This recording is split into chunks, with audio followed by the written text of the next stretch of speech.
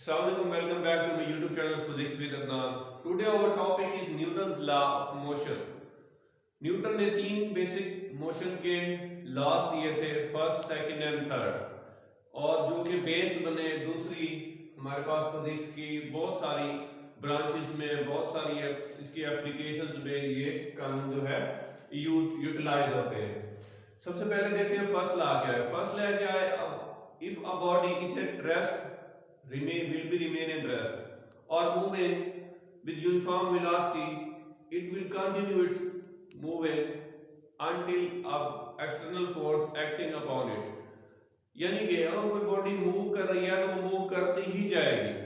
अगर कोई body rest में है तो वो रेस्ट में ही रहेगी, अनलेस कि उसके ऊपर कोई बैरूनी फोर्स, कोई एक्सटर्नल फोर्स ना अप्लाई की जा सके। तो वो क्या हो गया हमारे पास न्यूटन का फर्स्ट लॉ ऑफ मोशन कहलाता है। इसकी हम एग्जांपल देखें तो एक किताब में इसके ऊपर पढ़ी है तो वो पढ़ी ही रहेगी, बशर्ते इसके ऊपर हम कोई नेट फोर्स अमल नहीं करते, कोई नेट फोर्स नहीं लगाते। इसी तरह अगर कोई बॉडी जो है वो मूव कर रही है, कार मूव कर रही है और करती ही जाएगी, बशर्ते इसके ऊपर हम कोई नेट फोर्स अमल नहीं करते, उसको ब्रेक नहीं लगाते, रेजिस्टेंस नहीं आती, फ्रिक्शन नहीं होती, तो वो मूव करती रहेगी। तो ये हमारे पास न्यूटन फर्स्ट लॉ था। न्यूटन फर्स्ट लॉ को हम इनर्शिया, लॉ ऑफ इनर्शिया ही बोलते हैं। इसको definition, proper definition, a body at rest will remain at rest और moving with uniform velocity will continue move with uniform velocity until it is acted upon by some unbalanced external force, or this is called first law and law of inertia। इसको law of inertia भी बोलते हैं, ठीक है। law of inertia example वही, a book laying on the table remain at rest unless someone pick it up। कोई इसको उठा नहीं लेता, कोई इसको बैरूनी फोर्स नहीं लगाता। एक और इनर्शिया की हम डेफिनेशन देख लेते हैं। The property of material bodies that they tend to maintain their state of rest और स्टेट ऑफ यूनिफॉर्म मोशन। कि इनर्शिया क्या करता है कि वो अपने आप को कहता है कि मैं रेस्ट में हूं तो मैं रेस्ट में ही रहूं, मोशन में हूं तो मैं मोशन ही करता रहूं, यानी मुजामत पेश करता है अपने आप को। वो कहता है कि रेस्ट में ही रहूं, यानी कोई भी चीज जो है वो अपने आप को मेंटेन रखना चाहती है कि रेस्ट में है तो रेस्ट में ही रहे, मोशन में है तो वो मोशन में ही रहे। तो वो इनर्शिया हमारे पास क्या होगी, है इनर्शियल प्रॉपर्टी होगी। और frame of reference, a system in which major represent vector quantities, के वेक्टर क्वांटिटीज को हम मेजर कर सके, उनको रिप्रेजेंट कर सके। लेट्स सपोज हम वेक्टर्स को हम x y z कंपोनेंट में हम इसको ऐड भी कर सकते हैं और इनको हम क्या कर सकते हैं, मल्टीप्लाई भी और रिप्रेजेंट भी कर सकते हैं। इनर्शियल फ्रेम ऑफ रेफरेंस क्या होता है? हमने इनर्शिया की डेफिनेशन तो पढ़ ली। इनर्शियल फ्रेम ऑफ रेफरेंस हमारे पास के a system in which Newton's first law hold, जिसमें न्यूटन्स फर्स्ट लॉ होल्ड करे, वो हमारे पास क्या है, इनर्शियल फ्रेम ऑफ रेफरेंस है। इनर्शियल फ्रेम ऑफ रेफरेंस की बेसिक क्या है हमारे पास, न्यूटन्स फर्स्ट लॉ को वो होल्ड करता होगा। और न्यूटन फर्स्ट लॉ जो है वो इनर्शिया का कानून भी कहलाता है, इनर्शिया का लॉ भी है।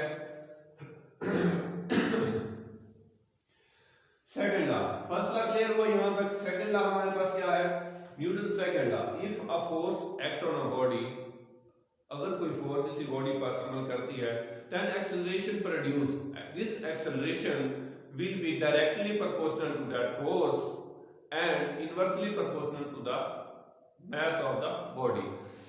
इसकी प्रॉपर डेफिनेशन क्या होगी, when a force act on a body it produce acceleration in its own direction, then acceleration is directly proportional to applied force and inversely proportional to its mass के inversely proportional। के acceleration directly proportional है force के, acceleration inversely proportional है mass के। Acceleration दोनों को हम इकट्ठा कर लें और बराबर लगा दें हम। अगर यहाँ पर k आ जाए, k इक्वल हो 1 के, तो हमारे पास F इक्वल टू ma, यानी कि हम F यहीं पर रह जाएगा और ये इधर जाके तकसीम F बराबर है ma। और इसको हम क्या बोलते हैं, न्यूटन्स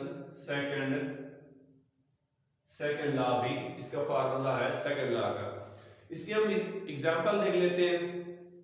सेकंड लॉ का एग्जांपल है कि जब लेट्स सपोज एक क्रिकेटर जो है वो जब कैच करता है कोई बॉल, तो वो अपने हैंड्स को बाल के साथ ही मूव कराता है। जैसे इसके हाथों में बाल आती है, वो बाल के साथ ही ऐसे मूव करता है नीचे की तरफ, तो वो फोर्स लगाती है, उस फोर्स के जरिए उसके बॉडी में एक्सीलरेशन पैदा होता है।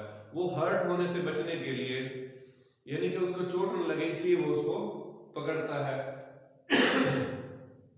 तो क्या हो जाएगी, उसके साथ उसकी वो मोशन भी जारी रह जाएगी, जो कि न्यूटन सेकंड लॉ को होल्ड करती है। क्लियर हुआ ये दूसरा। तीसरा हमारे पास है Newton third law. Newton third law क्या है? Every action has a reaction which is equal in magnitude but opposite in direction. कि हर एक्शन का एक रिएक्शन है जो मिकदार में मसावी लेकिन सिम्त में उसके मुखालिफ है, सिम्त के अपोजिट है। Action and reaction are equal in magnitude but opposite in direction. Let's suppose कि हमारे पास परिंदे जो हैं, परिंदे उड़ते हैं, तो परिंदे क्या करते हैं, पहले पर एक्शन एंड रिएक्शन क्या है, हवा का दबाव जो उनको ऊपर ले जाता है। एक्शन और रिएक्शन, एक्शन हमारे पास क्या है, एक बॉल है, बॉल को हम दीवार पे फेंकते हैं, तो रिएक्शन के तौर पर बॉल जो है वापस आती है। मिसाल के तौर पर कोई भी हम रबड़ जो है उसको खींचते हैं, एक्शन और रिएक्शन उसका, यानी कि लेकिन जो उसकी फोर्स जो होगी वो अपोजिट होगी। ऐसे ही जैसे कि हमारे पास बॉडीज जो है, लार्ज बॉडीज एक दूसरे को अट्रैक्ट करती हैं, तो उनकी आपस में क्या है, इंटरेक्शन ही होती है। ये थे हमारे पास Newton's law of motion. I hope आपको क्लियर हो चुके होंगे।